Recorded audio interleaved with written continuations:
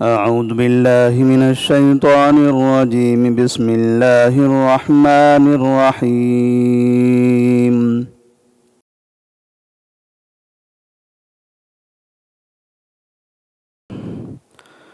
السلام علیکم ورحمۃ اللہ وبرکاتہ.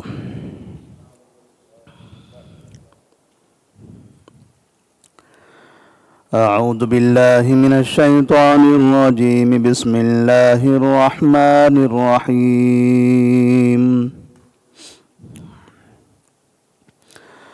والمحصنات من النساء إلا ما ملكت أيمانكم كتاب الله عليكم وأحل لكم ما وراء ذلكم أن تبتغوا بأموالكم محسنين غير مسافحين فما استمتعتم به منهن فآتوهن أجورهن فريضة ولا جناح عليكم فيما تراضيتم به من بعد الفريضة ان اللہ کان علیما حکیما.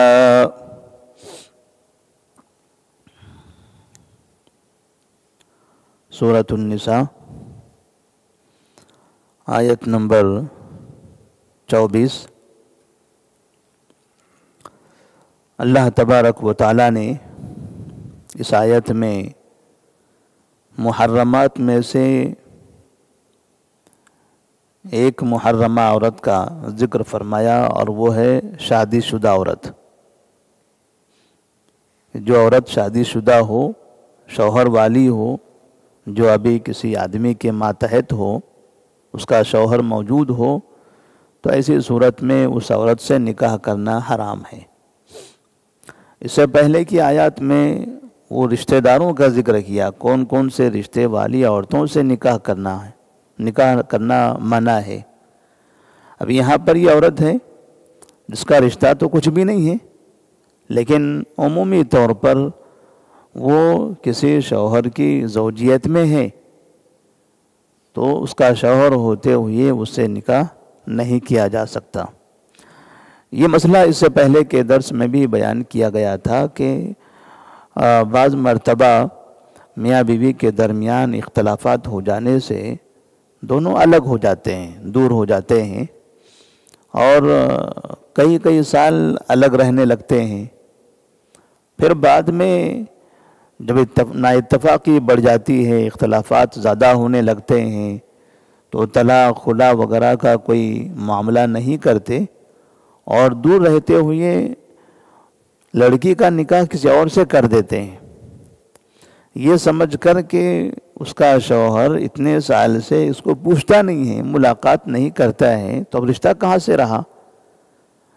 لہذا اس عورت کا نکاح کسی اور جگہ کر دیا جاتا ہے. تو ایسا نکاح جائز نہیں ہے جب تک کہ وہ مرد طلاق نہ دے دے یا انہوں نے ان سے خلا نہ لیا ہو. تو اختلافات ہو جانا یہ نکاح کے ختم ہو جانے کی علامت نہیں ہے. نکاح ختم ہوتا ہے طلاق سے یا خلا سے. تو اللہ تبارک و تعالیٰ نے یہاں پر ایسی عورتوں کا ذکر فرمایا جن کا شوہر موجود ہے، ان سے نکاح کرنا حرام ہے. اور ساتھ ہی اس آیت میں نکاح متع کا بھی ذکر کر دیا گیا ہے کہ نکاح متع جو وقتی طور کے لیے نکاح کیا جاتا ہے ایک مقررہ مدت تک کے لیے، تو یہ نکاح حرام ہے. ایسا نکاح درست نہیں ہے اسلام میں. تو اللہ فرماتے ہیں والمحصنات من النساء الا ما ملكت ايمانكم، اور حرام کی گئی ہیں تم پر شوہر والی عورتیں، جن کا شوہر موجود ہو، وہ عورتیں تم پر حرام کر دی گئی ہیں.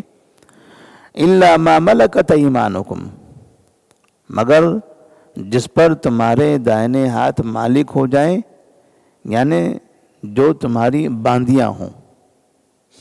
مگر تمہاری باندیاں، جو باندیاں ہیں وہ حلال ہیں.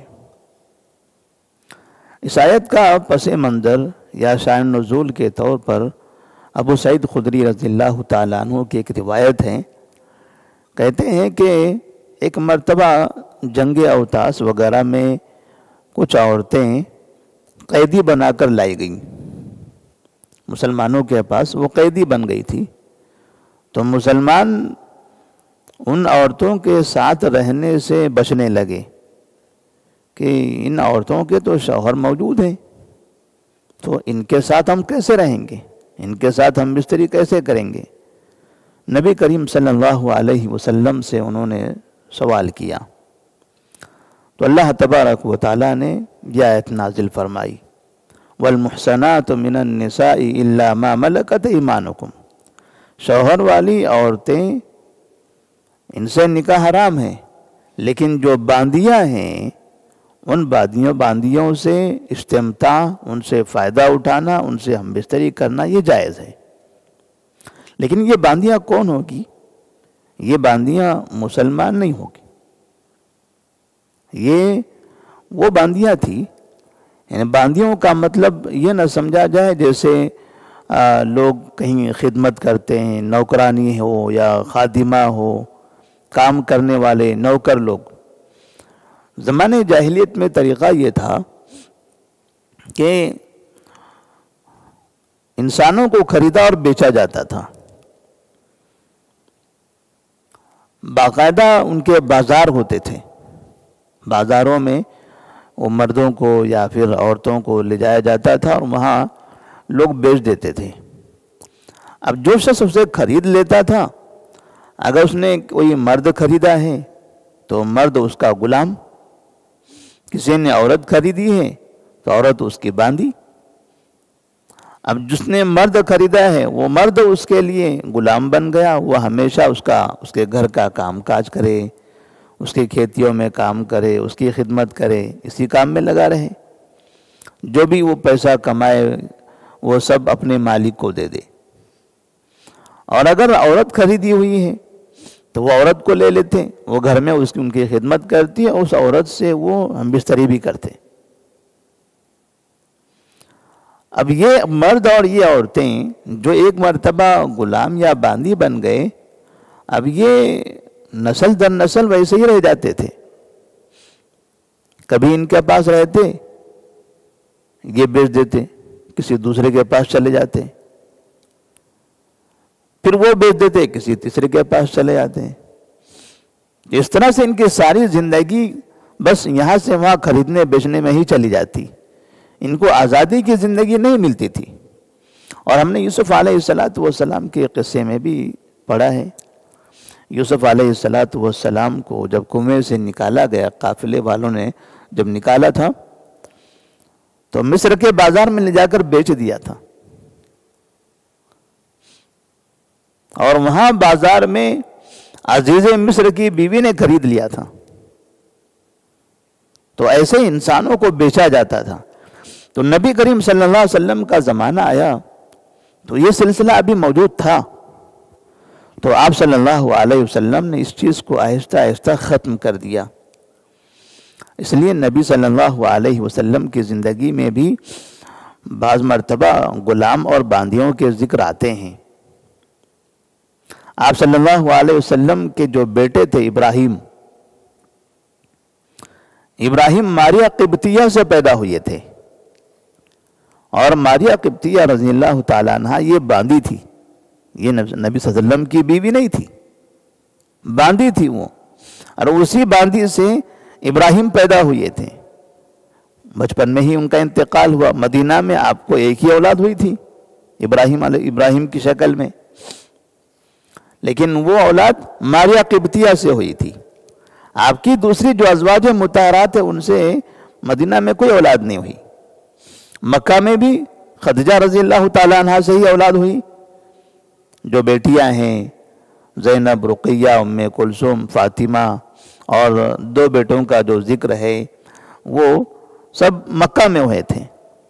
دونوں لڑکے مکہ میں بچپن میں ہی انتقال کر گئے۔ مدینہ آنے کے بعد نہ آپ کو کوئی بیٹی ہوئی نہ بیٹا ہوا، سوائے ماریہ قبطیہ سے۔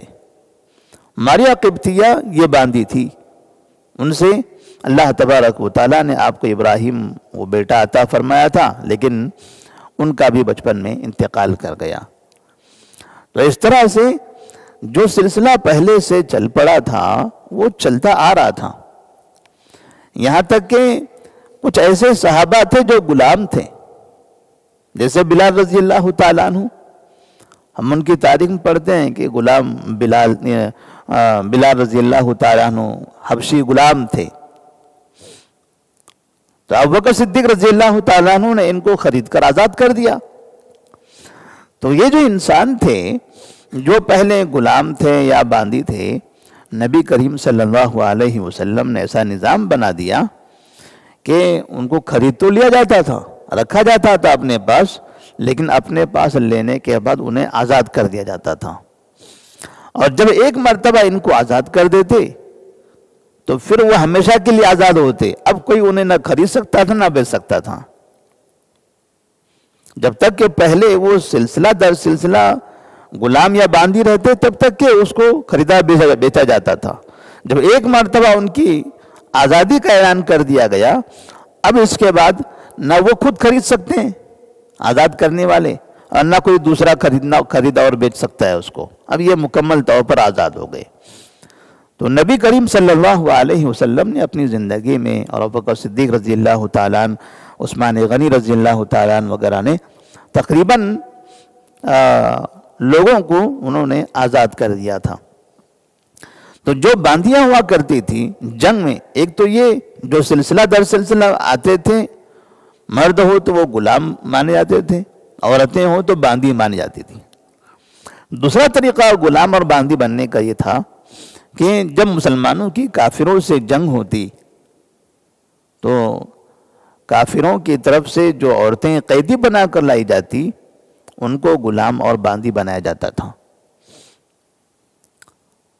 تو یہ غلام اور باندی مسلمانوں کے پاس رہتے رہتے کبھی کبھی مسلمان بھی ہو جاتے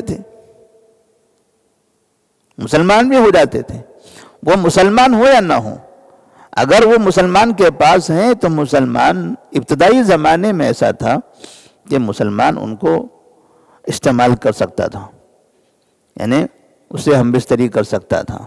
تو اللہ تبارک و تعالیٰ نے اسی کی طرف اشارہ فرمایا ہے، وَالْمُحْصَنَاتُ مِنَ النِّسَاءِ إِلَّا مَا مَلَكَتْ أَيْمَانُكُمْ، شوہروں والی عورتوں سے نکاح کرنا حرام ہے، اللہ یہ کہ وہ باندی ہوں، یعنی باندیوں سے استمتاع کرنا، باندیوں سے ہم بستری کرنا یہ جائز ہے، جن کے شوہر ہوتے ہیں۔ کتاب اللہ علیکم، یہ اللہ تبارک و تعالیٰ کی جانب سے تمہارے لیے فرض کر دیا گیا ہے، اللہ تبارک و تعالیٰ کی جانب سے یہ نظام تمہارے لیے بنا دیا گیا۔ اس سے پہلے کی آیات میں آیت نمبر 22 اور 23 کے اندر محرمات کا جو تفصیل سے ذکر ہوا، اور پھر یہاں شوہر والی عورت کا ذکر ہو رہا ہے، یہ اللہ تعالیٰ کی طرف سے ایک نظام بنا دیا گیا ہے۔ وَأُحِلَّ لَكُمْ مَا وَرَاءَ ذَلِكُمْ، اب تمہارے لیے حلال کر دی گئی ہیں ان کے علاوہ، یہ مذکورہ عورتوں کے علاوہ تمہارے لیے تمام عورتیں حلال ہیں، ان سے تم نکاح کر سکتے ہو۔ ان تبتغوا باموالکم محسنین غیر مسافحین، پھر یہاں پر اس بات کو اشارہ کیا کہ تمہارے لیے اس کے علاوہ عورتیں حلال ہیں، یہ کہ تم مال میں سے مہر دے کر ان سے نکاح کرو، نکاح کی نیت سے، نہ کہ ہوس کی نیت سے، نکاح کی نیت سے، نہ کہ ہوس کی نیت سے۔ ہوس انسان کی، اس کا مطلب یہ کہ وہ وقتی طور کے لیے، دن دو دن کے لیے، چند دنوں کے لیے، یعنی اس طرح سے نکاح کرنا چاہتا ہو۔ اور جو انسان نکاح کی نیت سے نکاح کرتا ہے وہ انسان ایک ہمیشہ کی زندگی کے حساب سے اس نیت کے ساتھ وہ کسی عورت سے نکاح کرتا ہے۔ تو محسنین غیر مسافحین، اللہ تبارک و تعالیٰ فرماتے ہیں کہ تم اپنا مال دے کر، مہر میں مال دے کر نکاح کرو، نکاح کی نیت سے، نہ کہ ہوس کی نیت سے۔ فَمَا اسْتَمْتَعْتُمْ بِهِ مِنْهُنَّ فَآتُوهُنَّ أُجُورَهُنَّ فَرِيضَةً، اور پھر تم ان میں سے جن سے استمتاع کرو، جن سے فائدہ اٹھاؤ، جن کے ساتھ تم رہو، تو انہیں تم ایک متعین مہر دے دو۔ جن سے نکاح کرنا ہے، نکاح کے لیے مہر ضروری ہے، تو اگر مہر پہلے ہی متعین کر دیا گیا تو پہلے دے دے، اگر مہر پہلے متعین نہیں کیا گیا تو پھر اب نکاح ہو چکا ہے، آپ بیوی کے ساتھ رہ رہے ہو، فائدہ اٹھا رہے ہو، تو آپ بیوی کو ان کا جو مقررہ یا جو حالات کے حساب سے جو ان کے ایسی عورتوں کے لیے لائق مہر ہوتا ہے وہ مہر آپ ادا کر دو۔ یہاں پر بعض مفسرین نے لکھا ہے کہ فَمَسْتَمْتَعْتُمْ بِهِ مِنْهُنْ، استمتاع کا مطلب یہاں وہ نکاح متاع ہے کہ تم جن سے متاع کرو انہیں مہر دو۔ اس آیت کو مد نظر رکھتے ہوئے دنیا میں جو شیعہ حضرات ہیں وہ لوگ نکاح متاع کو جائز قرار دیتے ہیں، اور ان کے پاس نکاح متاع آج بھی جائز ہے، جبکہ علی رضی اللہ تعالیٰ عنہ، تعجب کا مسئلہ ہے اور یعنی بڑا ایک سوچنے والا ایسا مسئلہ ہے کہ شیعہ سب سے زیادہ علی رضی اللہ تعالیٰ عنہ کو مانتے ہیں، اور نکاح متاع کے حرام ہونے کی دلیل علی رضی اللہ تعالیٰ عنہ سے ہی ہے، تو یہاں وہ علی رضی اللہ تعالیٰ عنہ کو بھی نہیں مانتے۔ اس لیے جو لوگ نبی کو چھوڑ کر کسی کو اپنا امام مانتے ہیں نا، وہ صرف وقتی طور پر فائدے کے حساب سے، ورنہ عام طور پر وہ اپنے اماموں کا بھی انکار کرتے ہیں، جیسے یہاں واضح دلیل علی رضی اللہ تعالیٰ عنہ کی ہے، صبح شام وہ علی کا دم بھرتے رہیں گے، لیکن نکاح متاع کے معاملے میں علی کے نہیں مانتے، وہاں ان کی ان کو منظور نہیں ہے، ان کا انکار کر دیتے ہیں۔ تو علی رضی اللہ تعالیٰ عنہ سے یہ روایت موجود ہے کہ نبی کریم صلی اللہ علیہ وسلم نے خیبر کے موقع پر نکاح متاع اور گھریلو گدھے، جو حمار گھریلو گدھے ہوتے ہیں جو محلوں میں پھرتے ہیں، ان کا گوشت کھانا حرام قرار دیا۔ دو چیزوں کی حرمت آپ صلی اللہ علیہ وسلم نے بتائی، ایک نکاح متاع کی اور ایک یہ گدھوں کا گوشت کھانے کی۔ اس سے ایک بات تو یہ سمجھ میں آتی کہ اس سے پہلے پھر یہ چیز جائز تھی، نکاح متاع اس سے پہلے جائز تھا، بعد میں نبی صلی اللہ علیہ وسلم نے اس سے منع فرما دیا۔ اور ابو سعید خدری رضی اللہ تعالیٰ عنہ یا عبداللہ بن عباس رضی اللہ تعالیٰ عنہما کی روایت میں موجود ہے کہ آپ صلی اللہ علیہ وسلم نے لوگوں سے کہا کہ لوگوں، یہ نکاح متاع تمہارے لیے حلال تھا لیکن اب حرام کر دیا گیا ہے، ان اللہ قد حرم لکم الی یوم القیامہ، اللہ تبارک و تعالیٰ نے تمہارے لیے اس کو قیامت تک کے لیے حرام قرار دیا، اب یہ قیامت تک کے لیے حرام ہے، لہذا جن کے پاس بھی نکاح متاع کے طریقے کی کوئی عورت ہو فَلْيُخَلِّ سَبِيلَهُ، تو اب اس کو چھوڑ دے، نکال دے اپنے نکاح سے، ختم کر دے، اب یہاں وہ نکاح باقی نہ رکھے، اور جو ان کو مہر دینا تھا وہ مہر دے دے۔ آپ صلی اللہ علیہ وسلم نے اشارہ کر دیا، قیامت تک کے لیے اللہ تبارک و تعالیٰ نے اس کو حرام قرار دیا ہے۔ نکاح متاع کی حرمت کے ساتھ ساتھ جو وقتی طور کا نکاح ہے، جب نبی صلی اللہ علیہ وسلم نے اس کے حرمت کا فتویٰ دے دیا تو اس کے اندر نکاح حلالہ بھی آ گیا۔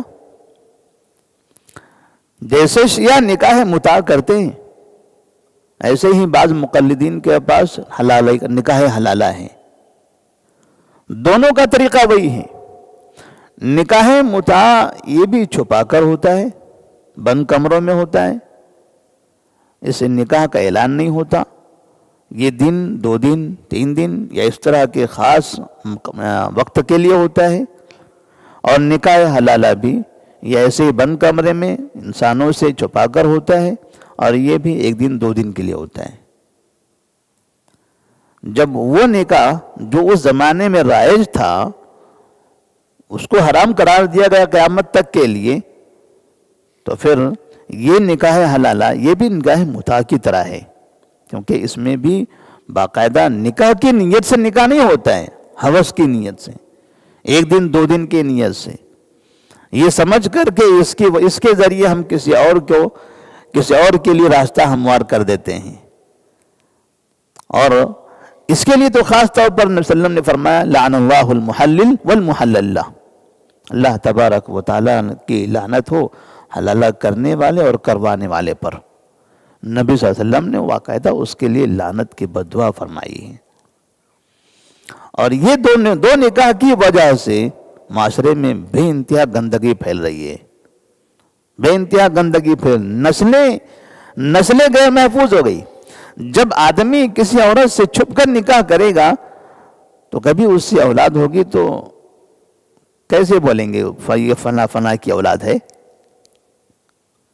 اس کا مطلب یہ جو بچہ ہوگا یہ بچہ ایک اجنبی انسان کی طرح رہے گا، راستوں میں پھینکا ہوا بچہ کیسے ہوتا ہے اس طرح سے اس کی حیثیت ہوگی، کوئی اس کو اپنا بیٹا کہہ نہیں سکتا، کوئی آدمی یہ نہیں کہے گا میں اس کا باپ ہوں، میں اس کی ماں ہوں۔